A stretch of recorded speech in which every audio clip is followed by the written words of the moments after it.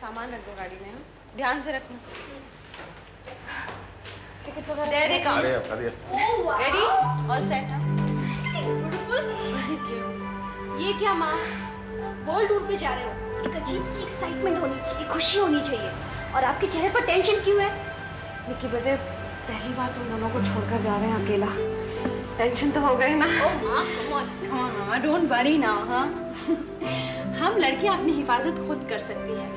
अगर कोई हमारी तरफ आंख उठाकर भी देखे ना, उसकी आंखें नोच सकती हैं। हम इतनी हिम्मत रखती हैं। Come on now. हाँ, ठीक कह रही है। हमें जीने के लिए कोई सहारे की जरूरत नहीं है ना पापा? बात तो ठीक ही कह रही है बेटा। एक्चुअली मुझे तो तुम दोनों के आत्मविश्वास पर बड़ा गर्व है, ऑनेस्टली। तो फिर आप इतने चिंतित क्यों लग रहे हैं? मुझ पर भरोसा नहीं है? भरोसा तो मेरा जीत चुकी है बेटा, लेकिन आजकल बिजनेस बड़ा टेढ़ा चलता है। जल्दबाजी में कोई रैश डिसीजन मत ले लेना। पापा, अब आपने अपना कारोबार मेरे हवाले कर ही दिया है, तो I'll take care of everything. सब कुछ संभाल लूंगी मैं। जब आप वापस आएंगे तो देखना, हैरान रह जाएंगे। I promise you. चलो चलो Okay. चलो, लेट हो रहा है। I wish you all the best for your future plans. Thank you, पापा। Okay? ओ Come. बाबू, चलो।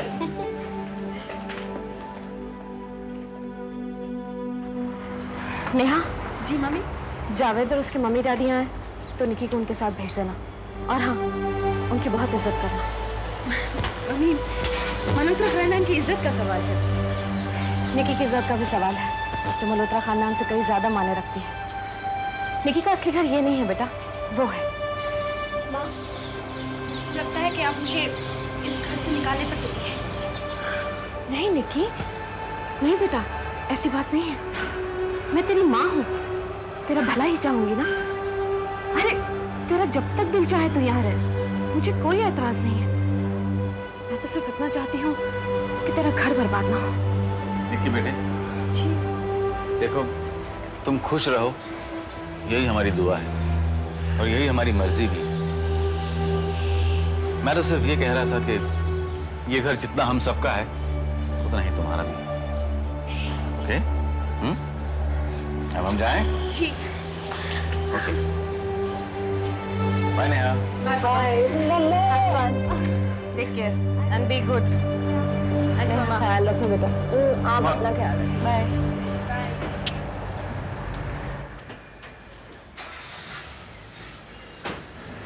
बाय।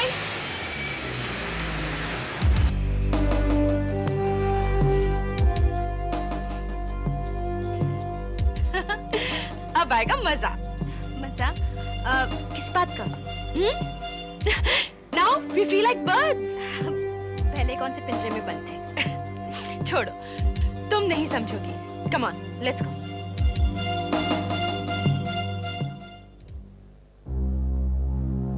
बाबा, क्या कभी ऐसा हुआ है कि कोई आपके पास क्षमा मांगने आया हो, लेकिन आपने उसे दंड दे दिया? बाबा, बाबा, क्या आपने कभी किसी पे क्रोध किया है? किसी को क्षमा की बजाय दंड दिया है? पुराने घावों को मत खुरेदो पुत्री। साधु संतों को क्रोध करने की आज्ञा नहीं है, परंतु कभी कभी। क्या क्या कभी कभी?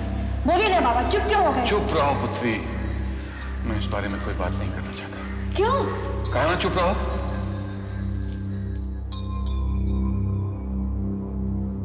पुत्री, पुत्री,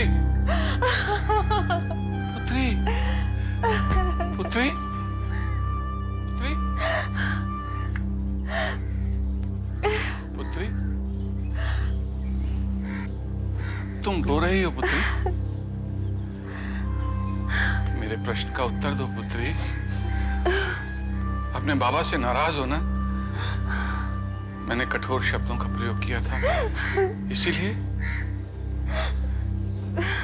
मुझसे भूल हो गई पुत्री।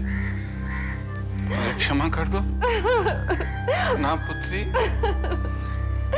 अब मैं यहाँ नहीं रहूंगी। नहीं पुत्री, ऐसा मत कहो। मेरी इतनी सी गलती की इतनी बड़ी सजा मत दो। देखो पुत्री, मैं तुम्हारा गुरु हूं, और गुरु पिता समान होता है।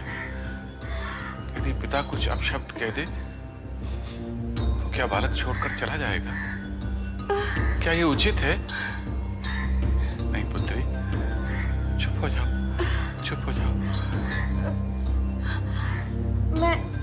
शर्त पे यहाँ रुक सकती हूँ। हाँ, कहो। अब से मैं जो कहूंगी वही आप मानेंगे। अच्छा, मानूंगा पुत्री। जो तू कहेगी वही मानूंगा।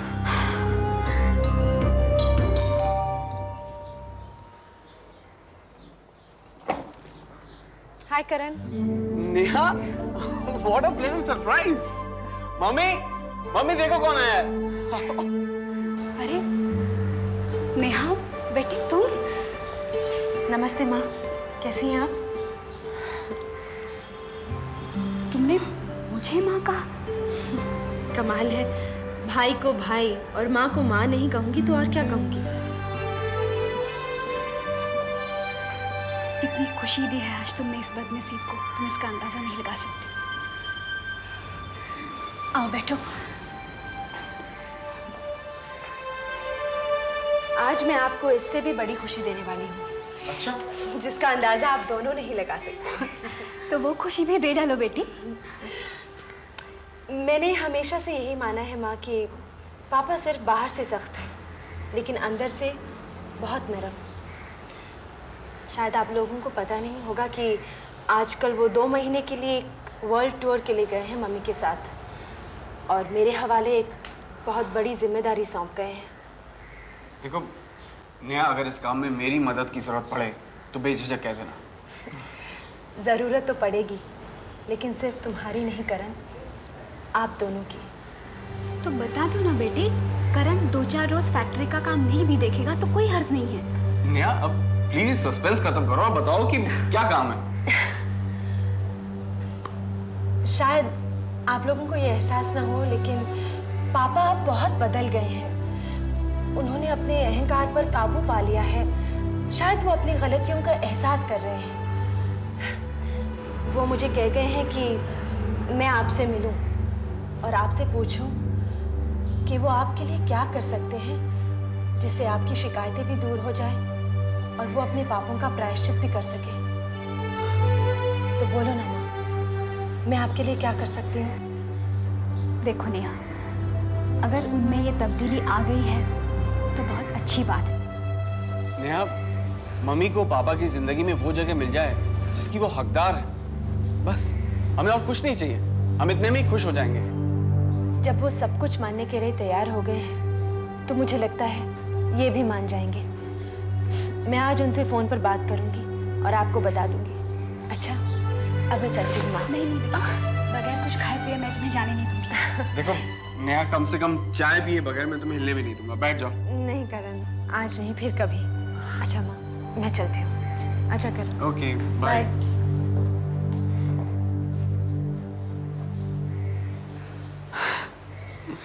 कैसा चमत्कार है करण, विश्वास नहीं होता। आज तो मैं भी मान गया माँ, ऊपर वाले के घर में देर है, अंधेर नहीं।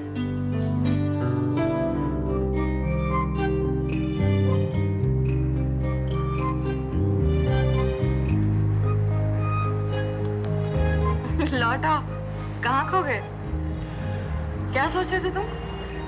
जिंदगी में पहली बार कुछ नहीं सोच रहा था। तो फिर मुस्कुरा क्यों रहे थे? कुछ सोच कर नहीं, कुछ देख कर मुस्कुरा रहा था। क्या? वो देखो, आदमी की तरह बादल भी कितने चंचल होते हैं, पल पल अपना रूप कैसे बदलते हैं। वो बड़ा सा बादल एक पहाड़ की तरह दिखता है, अब वो टुकड़े टुकड़े हो गया और अब ऐसा लग रहा है जैसे बहुत से पक्षी उड़ रहे हैं। वहां जाके वो फिर से जुड़ गए और अब ऐसे लग रहे हैं जैसे एक बड़ा सा हाथी मस्त चाल से दौड़ता हुआ चला आ रहा है। नहीं? हाथी नहीं नरेश, घोड़े दौड़े चले आ रहे हैं। इसका मतलब हम देख तो बादल रहे हैं और अपनी कल्पना से उसे अलग अलग मतलब दे रहे हैं और यही जिंदगी में सारे क्लेश का कारण होता है। वो कैसे? जब हर आदमी की सोच एक जैसी हो जाए तो कोई डिफरेंस ही नहीं रहेगा। जब कोई डिफरेंस नहीं रहेगा तो कोई झगड़ा नहीं होगा, न रहेगा बांस न बजेगी बांसुरी। नरेश, क्या भगवान ये सब कुछ नहीं कर सकते? अगर भगवान है और वो ऑलमाइटी है तो कर सकता है। तो फिर करता क्यों नहीं है? पाप उसे पसंद नहीं है, बुराई उसे पसंद नहीं है, झूठ, हिंसा, ये सब चीजें उसे बिल्कुल पसंद नहीं है। फिर इन सब चीजों को वो खुद क्यों नहीं दूर कर देता? एग्जैक्टली इसीलिए तो हमारा विश्वास डोलता रहता है। समझदारों से सवाल करो तो वो टाल जाते हैं, बहकाने लगते हैं, कहते हैं कि ये करो वो मत करो, इसमें ध्यान दो उसमें ध्यान मत दो। Already anti life nonsense. अरे बस भी करो नरेश, तुम तो हाथ धोकर उन लोगों के पीछे पड़ गए हो। अच्छा चलो कहीं घूम कर आते हैं। Good idea. तो चलो उठो। लेकिन जाएंगे अलग अलग, अकेले अकेले। क्यों? आज मेरे अंदर एक अजीब सा सुर छिड़ गया है। बहुत से सवाल उठ रहे हैं जिनका जवाब इंसान तो दे नहीं सकता, इसलिए मन करता है कि किसी अकेले कोने में जाकर पूछूं आसमान से, ऐसा क्यों, ऐसा क्यों? नरेश, तुम्हारा ऐसा रूप तो मैंने कभी भी नहीं देखा। तुम सबने आज तक मेरा बाहरी रूप देखा है, किसी ने अंदर से झांक कर देखा नहीं। हाँ, अशोक भैया ने हल्का सा मुझे समझा था, लेकिन अब वो भी बहक गए। बरखा, तुम क्या सोचती हो कि मैं नहीं जानता कि ये पैसा एक धोखा है, एक छलावा है? सब समझता हूं मैं।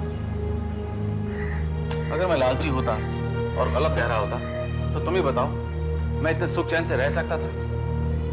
तुम लोग ये क्यों नहीं सोचते कि बकौल तुम्हारी इतनी बुराइयां करने के बावजूद मैं इतना शांत क्यों रहता हूं?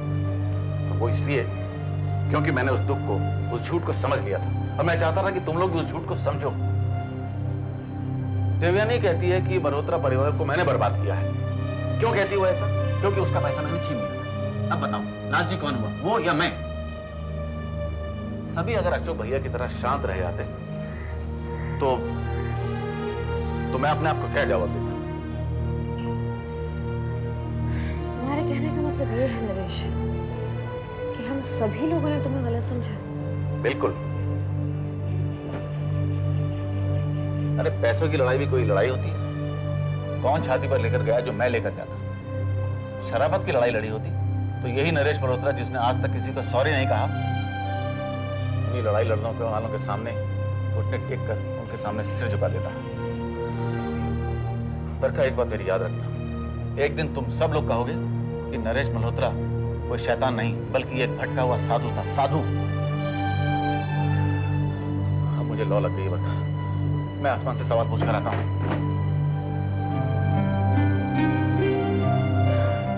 साधु के भेष में शैतान देखे थे, ये कहीं शैतान के भेष में साधु तो नहीं?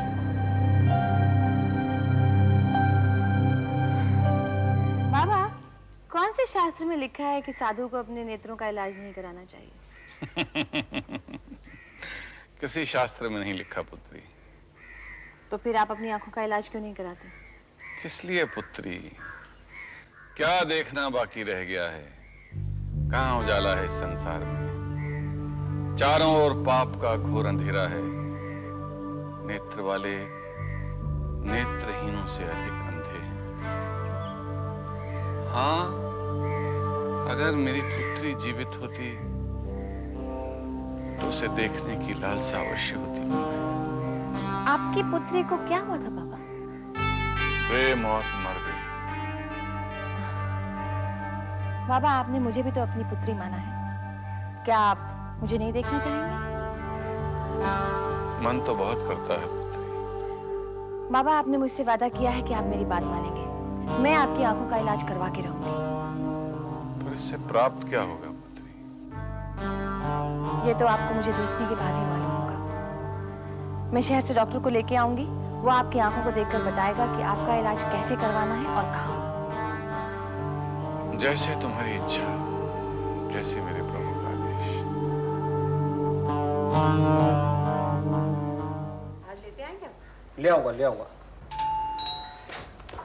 मैं देखती हूँ।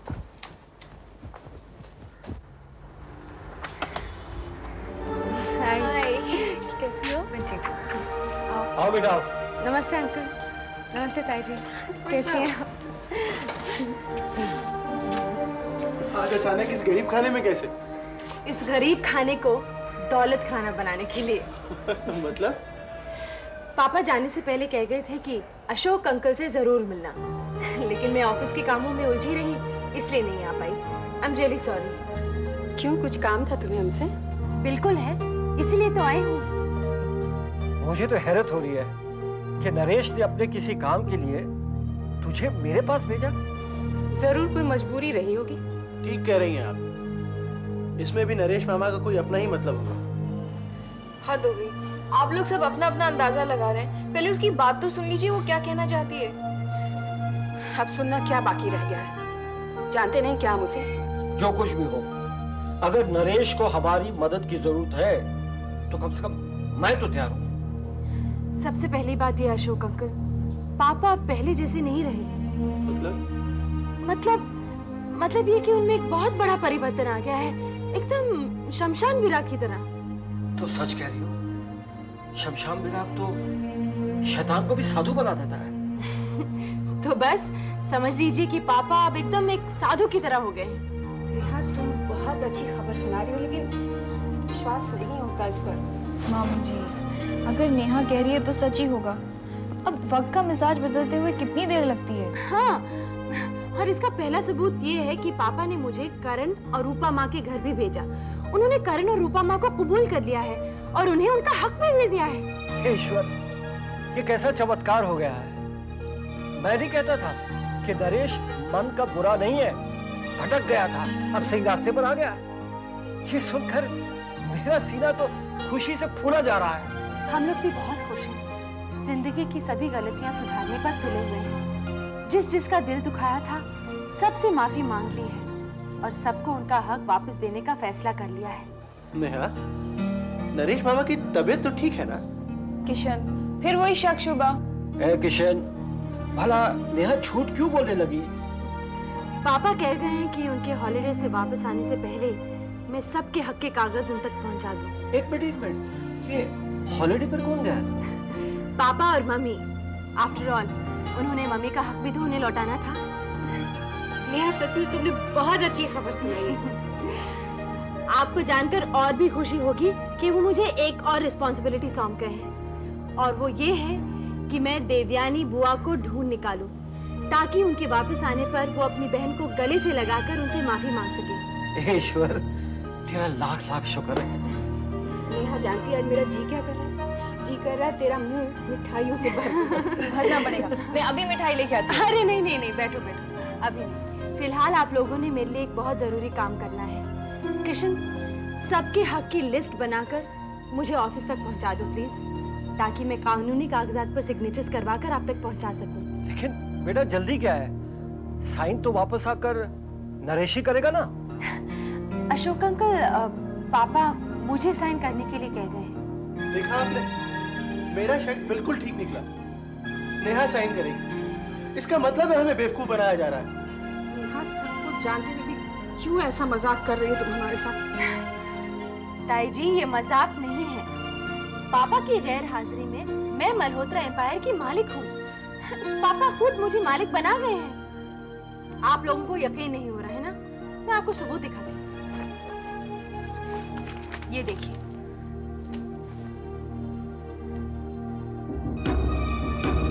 Power of attorney? बरखा जानी,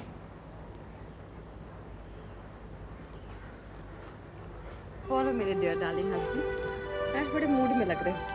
क्या सोच रहे थे? मेरे अतीत के महल को मैं तुमसे बात करके निकाल देना चाहता हूँ बाहर। अरे तो फिर नेक काम में देर कैसी? चलो शुरू हो जाओ।